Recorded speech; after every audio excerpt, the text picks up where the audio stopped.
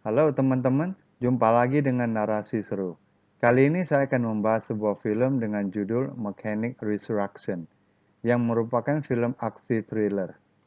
Film garapan sutradara Dennis Gansel dan dibintangi oleh Jason Statham, Jessica Alba, Tommy Lee Jones, dan Michelle Yeoh. Film dirilis pada 22 Agustus 2016 dan 26 Agustus 2016 yang berdurasi 98 menit. Menceritakan tentang aksi seorang pensiunan pembunuh bayaran yang diperas temannya. Yuk kita simak narasinya.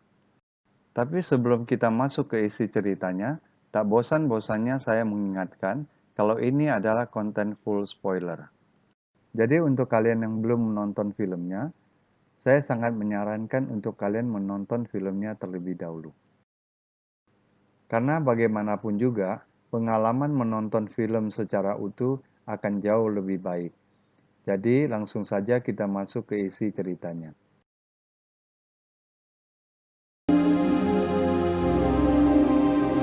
Film dimulai dengan ancaman sekelompok orang kepada Arthur Bishop yang dipimpin seorang perempuan bernama Rene Tran. Rene mengancam akan mengungkapkan jati diri Arthur jika dia tidak mengikuti keinginannya, yaitu Arthur harus membunuh 3 orang dan semua korban harus mati dengan wajar. Arthur adalah seorang pembunuh bayaran yang sudah pensiun. Dia sudah memalsukan kematiannya dan seharusnya tidak ada yang tahu keberadaannya. Tapi ternyata masih ada yang tahu kalau dia masih hidup. Makanya sekarang dia dikejar. Dan dia meloloskan diri dari kejaran dengan menumpang layang gantung atau gantole. Speedboat mewah miliknya pun diledakkan untuk menghilangkan jejak. Pokoknya benar-benar bersih. Dan dia berangkat ke Thailand. Di situ dia sudah ditunggu oleh temannya yang bernama Mei. Mei adalah pemilik resort dan mengantar Arthur ke penginapannya. Dan kemudian Arthur mencari kejelasan kasusnya. Pada malam harinya, dia dan Mei melihat pemukulan seorang pria kepada seorang wanita di sebuah perahu speedboat tidak jauh dari resort tempat mereka menginap. Wanita yang diketahui bernama Gina Thornton ini dianiaya hingga babak belur, tapi untung Arthur datang dan menyelamatkannya. Sebelumnya Arthur sudah mengingatkan supaya dia tidak bertindak kasar kepada wanita. Dan pria yang bernama Frank ini meninggal setelah kepalanya terbentur lantai kapal. Lalu Arthur memeriksa identitas mereka berdua. Dan mayat Frank pun diledakkan bersama speedboatnya. Gina lalu menceritakan kalau dia diperas oleh orang yang bernama Riah Crane. Dan Arthur diperas oleh orang yang sama. Lalu dia menitipkan arloji warisan bapaknya kepada Gina supaya dijaga hingga dia kembali setelah tugasnya dengan Crane selesai. Di hari berikutnya, Bishop diserang anak buah Crane dan menangkap Gina untuk dijadikan sebagai jaminan. Supaya Bishop mau menuruti perintah Crane untuk membunuh 3 target. Target pertama, dia harus membunuh Krill, pedagang senjata terbesar di Afrika. Sekarang dia berada di penjara di Malaysia. Di Malaysia, Bishop mempersiapkan semua yang diperlukan untuk membuat peledak. Supaya dia bisa dimasukin ke penjara, dia berpura-pura mabuk dan memukuli petugas. Di dalam penjara, dia menyelamatkan Krill dari usaha pembunuhan. Krill yang akan dibunuh oleh musuhnya memuji keberanian Bishop. Dia berhasil membuat Krill terkesan dan sangat mempercayai Bishop. Dan dia juga mengundang Bishop ke tendanya sebagai ungkapan rasa terima kasih karena telah menyelamatkan dirinya dari aksi pembunuhan.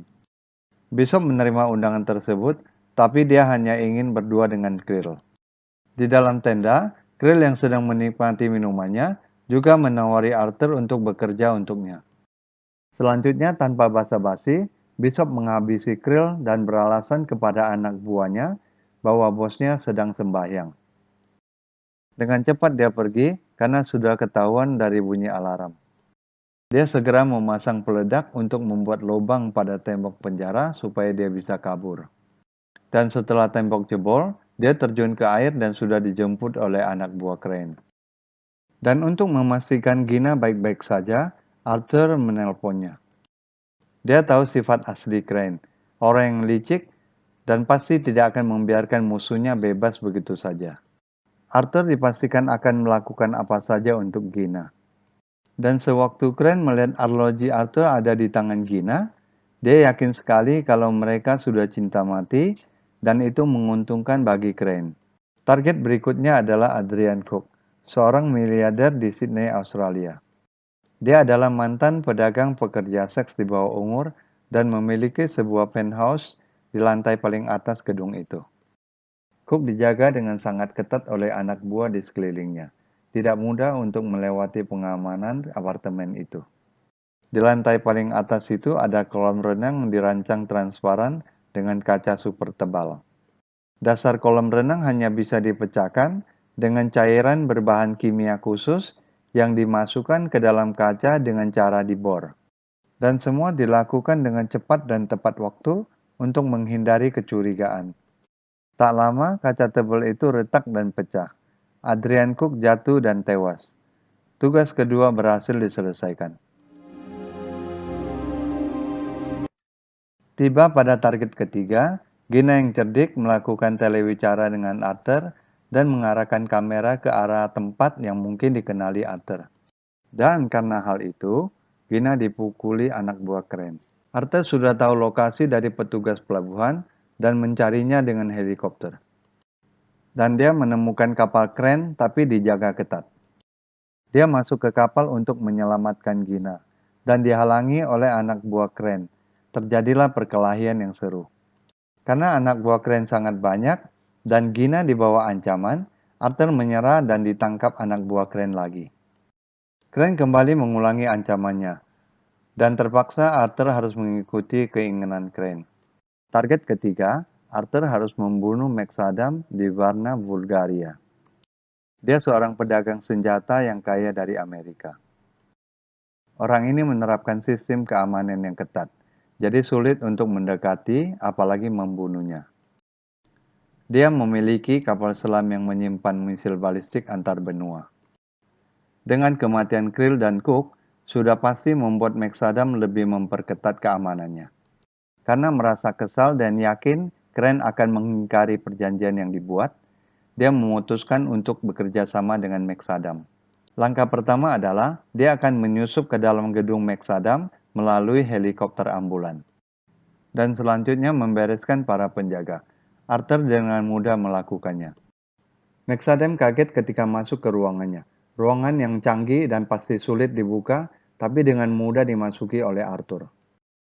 Di bawah todongan senjata dan tawaran Arthur yang menguntungkan, tanpa berpikir panjang, dia menerima kerjasama dengan Arthur.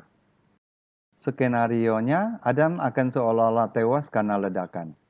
Dan yang sebenarnya, dia akan dibawa pergi oleh Arthur dengan menyelam ke suatu tempat yang jauh dari ledakan. Crane tentu tidak akan percaya begitu saja.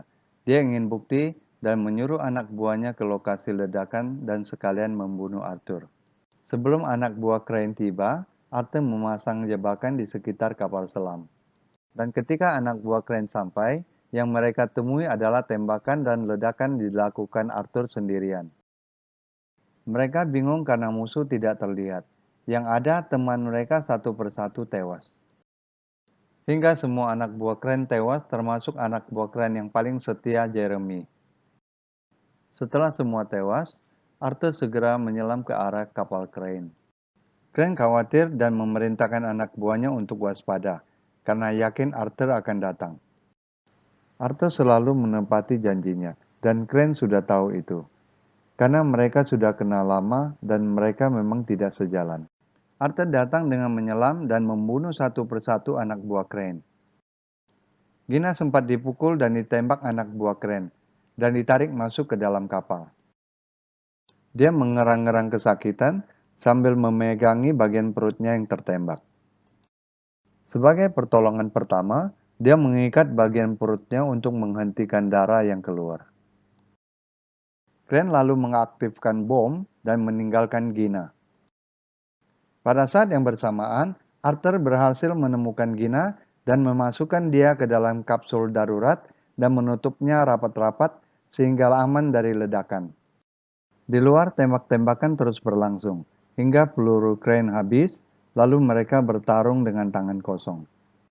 1 lawan 1, dan pada satu kesempatan, Arthur bisa menggulung Crane dengan rantai besi hingga dia tidak ada kesempatan untuk bergerak. Dan dia masih bisa mengejek Bishop tidak bisa pergi jauh, karena sebentar lagi kapal akan meledak. Bishop balik menyindir kalau dia tidak akan pergi dengan berenang. Beberapa saat kemudian, perahu meledak dan Gina yang masih hidup menangisi Bishop. Di lain waktu, Bishop datang menemui Gina di Kamboja dan ternyata dia tidak tewas. Sedangkan Meksadam yang penasaran atas musibah itu berusaha mencari tahu. Dan mendapati bahwa Bishop dipastikan bisa selamat berkat ruang penyimpanan rantai kapal. Dia tersenyum penuh arti. Tahu kan maksudnya? Dan film pun selesai. Film The Mechanic Resurrection adalah film yang menarik untuk ditonton. Terlepas dari adanya adegan yang agak keras, tapi cukup menghibur. Alur scene yang teratur menambah nilai plus film ini. Tidak memerlukan analisa yang terlalu rumit. Sangat menarik, karena yang kita butuhkan adalah hiburan. Demikianlah teman-teman pembahasan film kita kali ini. Terima kasih sudah menonton konten ini sampai selesai. Saya berharap pembahasan ini memberikan manfaat bagi kita semua. Sekali lagi, terima kasih dan sampai jumpa.